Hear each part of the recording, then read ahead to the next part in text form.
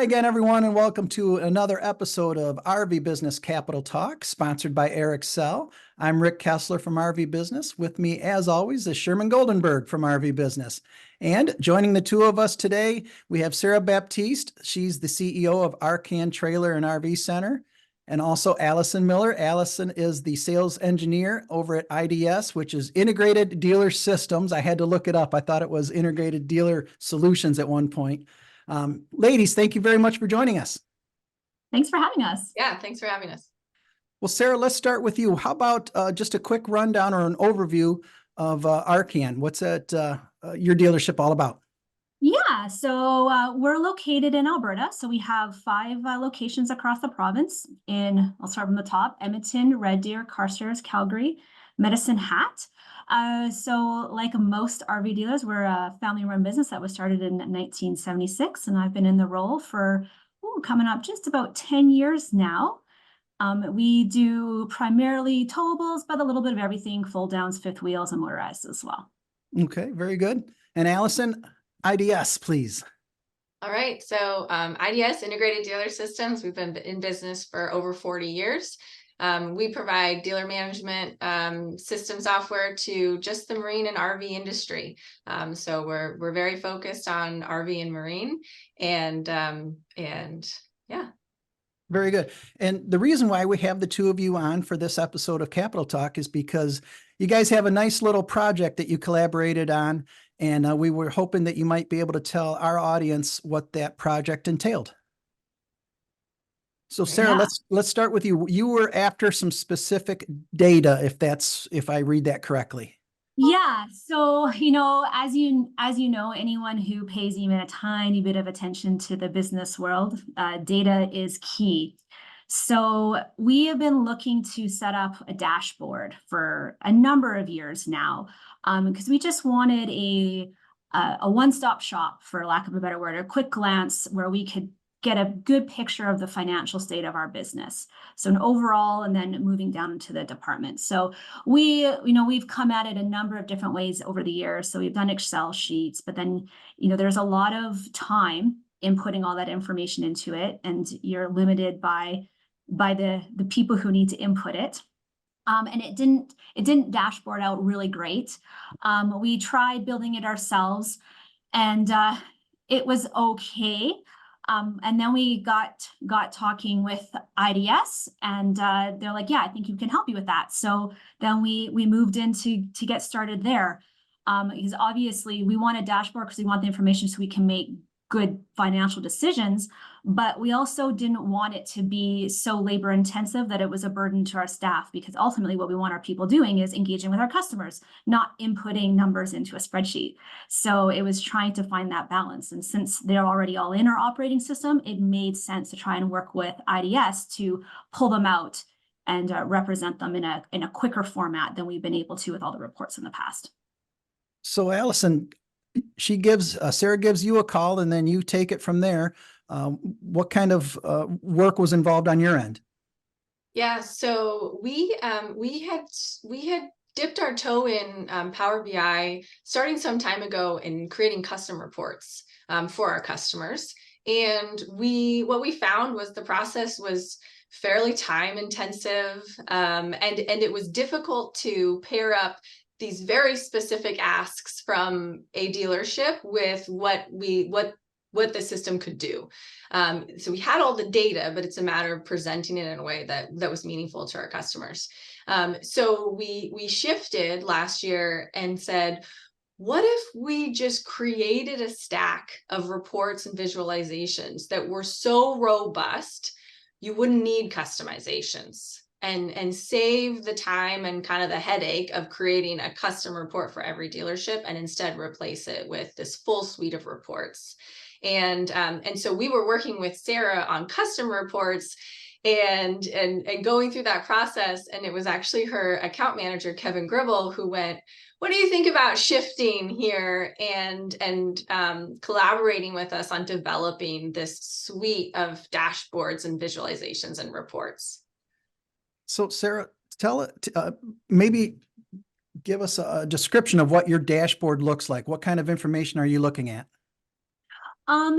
Well, yeah, so we have it split into 5 different categories.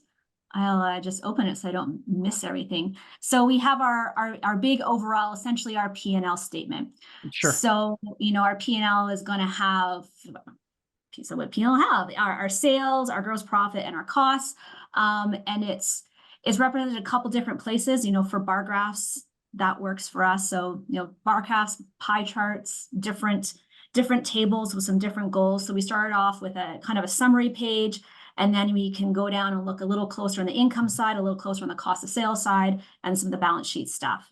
And then we break it into more departments. So we have a set of reports for our sales and finance teams that basically looks at, overall, what's the sales look like? What's the deal for the period? What are we selling? What are we delivering? What does our overall inventory picture look like? So, what's the age of it? How much do we have? What do we have in different types? What's our turns? So they've added a turns piece into it, and then our goals too. So we started partnering with IDS in 2009, and one of our mantras back then was to leverage our software for everything that it has. So we really try to utilize all the features that we can in IDS. So with this project, that's actually been a big benefit to us, because now we can pull it out and see it. So we have our budget data in IDS, which I understand from Kevin that not a lot of people do it, but Or do now. yeah. So we have our goals in there too. So our goals are our budgets with our sales.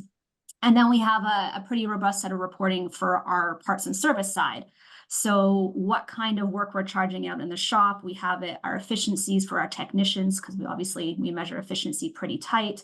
On the parts side, the volume of what we're selling, what type of what we're selling, and a very similar inventory analysis for our parts that we have for our units, which for us has been great for just diving into our parts inventory. I think sometimes in the RV industry, because the parts inventory numbers are so much smaller than the RV, that it's easy to miss that part, but this dashboard makes it a lot more easy to see it and allow us to identify where we need to focus to start turning some of those inventory dollars into more gross profit than we've been able to in the past.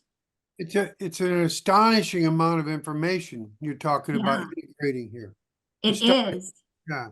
Yeah, it is. And it's the thing about the Power BI dashboards as compared to what we were getting before is that you can see the high level, and then you can drill in deeper and deeper and deeper, to the point where one of my managers called and said, "Hey, we're losing $4 every time we sell this hose as part of a big package, because you just got digging a little deeper." And it's a small piece, but $4 is $4, right? So there's the old saying, if you count the pennies, the dollars stack themselves. So, so to enable our manager just to be taking a look and seeing, hey, how's my store doing, to get down to that level just through the Power BI. You don't have to run through all these different reports and all these different screens. They can do it pretty efficiently. So that's been huge. Allison, are you seeing your other dealer customers saying pretty much the same things, how this has really changed the way they're able to make those decisions? Yeah, absolutely. This has been very well received in the marketplace in general. And I think about it in terms of, it's very difficult to manage what you can't see. And so these reports and dashboards and visualizations just shine a light, and they make it so accessible. They just put the data right at people's fingertips. And, for a single location dealership, so I come from a dealership. I was a controller in my past life, as well as a GM.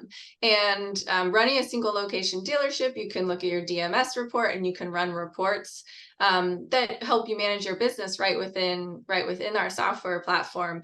But when you start to get to the size of dealership as Sarah's, having that 10,000-foot view and being able to step back and compare your stores to one another and run comparatives year over year, month over month, that's really a game changer. And that's really harnessing the data so that you can become more analytical, and you can really use it to plan the future of your business and not have to be as reactive. So those are the types of things we're hearing from our customers. Yeah, I would say that was probably one of the pieces that we were really missing that led to this dashboard. It was to be able to compare store over store, Okay. and identify quickly, who's selling where, and who, I hope you can't see my little Teams message there. Who's selling okay. where, and who has some opportunities too. to improve and hit those spots. And they can see it too. You know, it's not me coming in and saying, hey, I think you need to sell more. It's saying, hey, take a look at this. You know, when I'm comparing this category with our other locations, there's an opportunity for you here. And then the conversation becomes less about my feeling and their feeling on it and more about the data and changing it. So it makes it a lot more effective. Sherm, you were going to ask a question? Well, I was thinking, I didn't want to take us too far off the topic, but the markets in general, we got somebody who's pretty involved in the Canadian market here. Well, what's it look like to you and your peers up there right now? Okay. You're not awesome. I think Alberta is where our business is placed, and we've been doing, I think, a little bit better than a lot of the other provinces, particularly compared to Ontario. So Alberta is a pretty heavy oil province, and oil's been a pretty strong industry in the past year and a half. So I think that's helped buffer it a little bit. But on the flip side, Canada's experienced the same rising interest rates as they have in the US. So Canada doesn't have as long of amortization periods on their mortgages as a lot of the US does. So the maximum you can amortize it is over 5 years. So we have a lot of people that have their mortgages coming due last year, this year, and the year after, and they're looking at having anywhere from a 10 to 30 or 40% increase in their mortgage payment. And, Wow. this is the bread and butter, right? So, people are saying, yeah, I want to buy an RV, but I need to keep my house. And lots of them are saying, well, maybe I can afford this, but I'm a little nervous to make any choices like purchasing an RV before I see how this is all going to pan out. So, you have people who actually can afford it, but are just scared. But I think things are leveling off a little bit. We're certainly not seeing increases in the market for sure. I'm hopeful that we're going to at least hold steady to last year, but it's pretty early in the season. So that's our hope. But I was talking to one of the banks, and I'm optimistically pessimistic. So That's a good way to put it. I think that description could go a long way right now. yeah. All the way. So what do you think, Rick? Well, Allison, there was one thing I wanted to ask you about, and this is something that you had mentioned before we hit the record button, but you've got some RV dealership specific webinars coming up soon. Can you tell us a little bit more about that, please? Yeah, absolutely. So I did a couple webinars late in the year last year, and they were very well received. So we have put together a webinar series for the entire year. So I'll be doing about 10 webinars this year. We'll be sending off a kickoff email next week, so dealers can check their inboxes for that.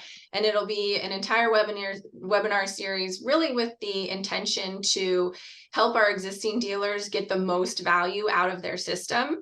So it's going to be a product-based series where I want to make sure that people know what they have and are taking full advantage of it. And then I'll also introduce new products and solutions throughout the series as well. But the intent is for each webinar to have a mix of both so that there's something for everyone. And it'll span across all departments. Our first one will be based on accounting, which I hold near and dear to my heart.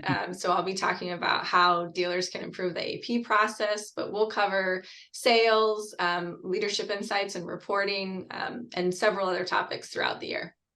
And Sarah, I guess I don't want to put words in your mouth, but it sounds like you would be a big proponent of encouraging dealers to sign up for those webinars. Yeah, well, and obviously leadership insights, but yeah, no, for sure. They've been great. IDS has been a really great partner with us on this, and I do have to give a lot of credit to Kevin as well. So without Kevin pushing internally on the IDS side to advocate for what I was looking for, I had a vision. He was able to hear me, understand it, and articulate it to the IDS team internally and really push it. And I think that the end results of what you can get when vendors and customers partner together has just been incredible and really beneficial for all of us. And that's an ideal win-win-win. Yeah, absolutely. Well, I guess we can't end it any better than that. Allison, Sarah, thank you very much for joining us. Also need to thank Arrksell once again for being our sponsor for Capitol Talk. Hey, and from your lips to God's ears, we'll have that industry turnaround sooner rather than Yeah, later. hopefully. I hope so too. Nice meeting both of you. Thank nice you, Rick. meeting Thank you you, too. Sherman. Thank you so much, guys.